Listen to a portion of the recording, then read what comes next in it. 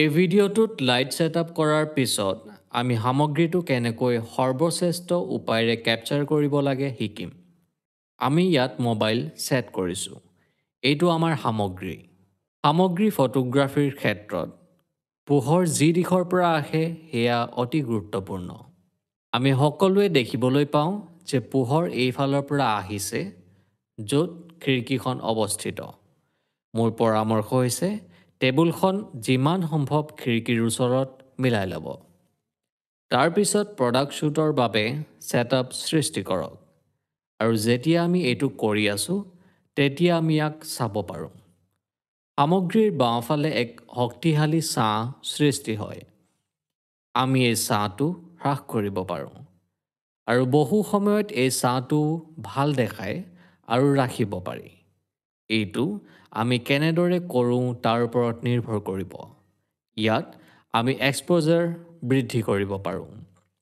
Exposure বৃদ্ধি কৰাৰ পিছত যদি আমি ভাবোঁ যে পৰ্যাপ্ত ছাঁতকৈ অধিক আছে য'ত পোহৰ পৰে, আমি ইয়াক হাইলাইট বুলি কওঁ। আৰু বিপৰীত ফালটোক কম পোহৰ বুলি কোৱা হয়। অৰ্থাৎ মুখ্য পোহৰ ইয়াত পৰে আৰু তাৰ বাবে তাত এটা ছাঁ সৃষ্টি হয়। পোহৰ আৰু ছাঁৰ এই নাটকটো হৈছে ফটোগ্ৰাফী। যদি আমি ভাবোঁ যে ছাঁৰ অংশটো অত্যাধিক শক্তিশালী হৈ আছে, তেন্তে আমি এনেদৰে এখন বগা কাগজ ৰাখিব পাৰোঁ। মই আপোনাক দেখুৱাই আছোঁ। মই ইয়াত ৰখাৰ লগে লগে ইয়াত পোহৰ বাঢ়িব। এতিয়া আমি ইয়াক শ্বুট কৰি আছোঁ। আৰু আন এটা আমি প্ৰতিফলক অবিহনে শ্বুটিং কৰি আছোঁ। অৰ্থাৎ আমি ব্যৱহাৰ কৰি থকা বগা কাগজখনক ৰিফ্লেক্টৰ বুলি কোৱা হয়। দুয়োখন ছবিৰ পাৰ্থক্য চাওঁ আহক। এয়া হৈছে ৰিফ্লেক্টৰ বা বগা কাগজৰ সৈতে ছবি আৰু এইখনত শ্বেত কাগজ বা প্ৰতিফলক অবিহনে ছবিখন। দুয়োখন ছবিৰ বিভিন্ন প্ৰয়োজনীয়তা আছে।